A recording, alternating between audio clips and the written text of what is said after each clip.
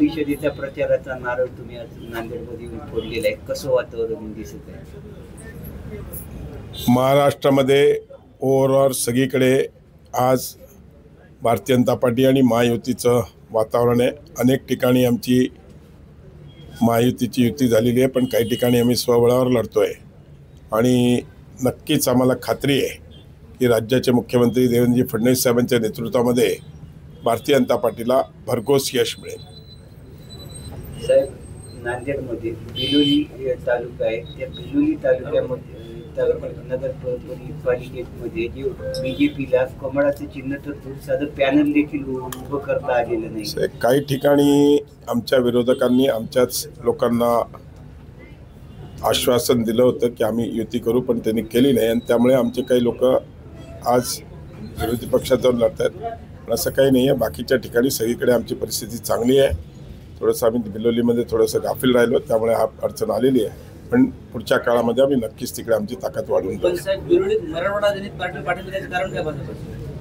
असं काही नाही आहे. मी तुम्हाला सांगितलं ना, थोडंसं आमच्या काही लोकांना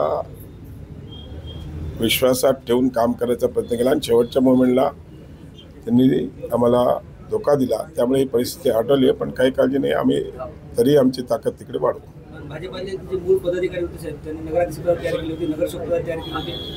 मी सांगितलं तोच प्रश्न तुम्ही परत विचारल्याने मी उलटं सुलटं उत्तर देणार नाही. मी एक उत्तर सांगितलं तुम्हाला की त्यामध्ये आम्हाला काही लोकांनी गाफीलमध्ये ठेवलं आमच्या, आणि त्याच्यामुळे ती अडचण झाली. पण आम्ही पुढे त्याची दुरुस्ती करून घेऊ. साहेब, लोहा नगर परिषदेमध्ये भाजपवर खूप मोठी नामुष्की उडवलेली आहे. उमेदवार भेटत नसल्यामुळे एकाच कुटुंबातील 6 जणांना उमेदवारी द्यावी लागते. असं नसते. शेवटी निवडून कोण येतो हे गणित धरलं जाते. एका परिवारातले किंवा आता एकाचं आडनाव पवार असेल आणि पवार नावाचे आम्ही 6 उमेदवार देतो, एकाच परिवारात होत नाही. ती शेवटी त्या इलेक्ट्रल मेरिटमध्ये त्यांची नावं आहेत. आमच्या सर्वेमध्ये त्यांची नावं असल्यामुळे आम्ही त्यांना उमेदवारी दिली. भाजपाच्या महिला मोर्चाच्या राज्य उपाध्यक्ष कर्णिता देवरे चिखलीकर यांचे वक्तव्य चर्चेत आलं.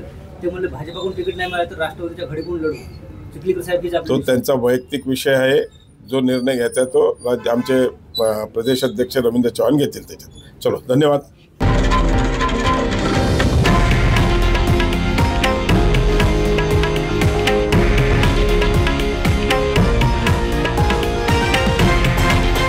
हे आहे देशातील नंबर 1 न्यूज नेटवर्क आणि आपण पाहत आहात TV9 मराठी, एकमेव.